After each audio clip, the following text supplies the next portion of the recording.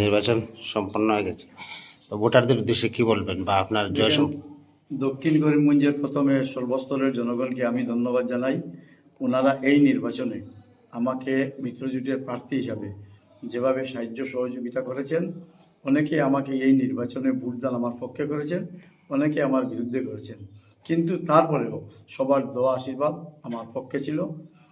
একটি কথা অত্যন্ত স্পষ্ট যে দক্ষিণ করিমগঞ্জের যে বাতাবরণ, যে অনেক জায়গায় বলছেন যে কংগ্রেস প্রার্থী অনেক বেশি ভোট পেয়েছেন বা কংগ্রেসের মাইনরিটি মানুষ, অনেক মানুষ কংগ্রেসের পক্ষে ভোট দিয়েছেন, কিন্তু ভোট কে কোথায় দিয়েছে সেটা অনেক মনের ব্যাপার।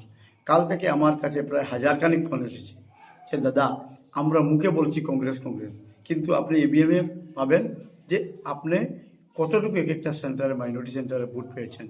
এবং বিশেষ করে যে কিছু স্বার্থান্বেষী নেতা বা কিছু স্বার্থান্বেষী কর্মীরা ভারতীয় জনতা পার্টি তথা বিজেপির ভোটারদের বিরুদ্ধে প্রচার চালাচ্ছে। আমি আপনাদের কাছে স্পষ্টত বলছি যে ভারতীয় জনতা পার্টি যে কার্যকর্তারা এবং যারা বিশেষ করে দীর্ঘদিন থেকে বিজেপির পক্ষে ভোট দিয়েছেন, ওনাদের 90% ভোট আমার পক্ষে ভোট পড়েছে। কেউ কখনো ভোট দেওয়ার পর যদি আমাকে না দেয় তাহলে কখনো ফোন করে আমাকে এসব বলবে না। কিছু কিছু জায়গায় আমাদের বিজেপি কর্মী এবং বিজেপি সমর্থকদের উপর বিভিন্ন ধরনের চাপ ছিল, কিন্তু সেই সমস্ত চাপকে উপেক্ষা করে ওরা আমার পক্ষে ভোট দিয়েছে।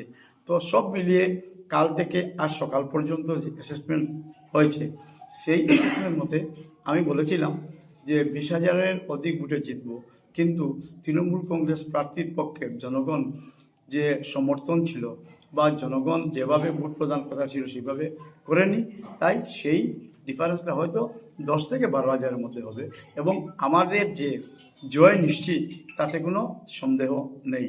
এবং সেই জন্য আমি বিরোধী পক্ষের যারা সমর্থক, যারা মিত্রজোটের সমর্থক, যারা ভারতীয় জনতা পার্টির সমর্থক এবং যারা আমার পক্ষে ছিলেন, যারা আমার বিরুদ্ধে ছিলেন, সবাইকে আমার অন্তরের অন্তঃস্থল থেকে ধন্যবাদ জানাই।